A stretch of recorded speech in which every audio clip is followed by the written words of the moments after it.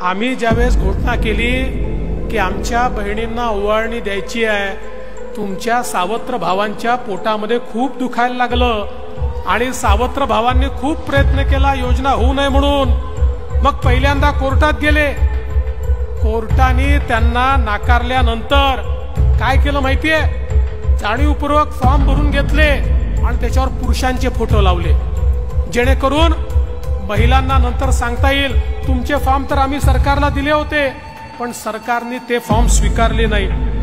काही ठिकाणी तर मोटरसायकलचे फोटो लावले, कोणी बगीचाचे फोटो लावले। जाणीवपूर्वक अशा प्रकारचे फोटो लावून हे फॉर्म रिजेक्ट झाले पाहिजे आणि महिलांपर्यंत पैसे पोचू नये अशा प्रकारचा प्रयत्न झाला। हेही करून हे लोक थांबले नाहीत, आपल्या पोर्टलवर मोठ्या प्रमाणात जंक डेटा त्यांनी टाकला, जेणेकरून हे पोर्टल स्लो झालं पाहिजे, हे पोर्टल बंद पडलं पाहिजे।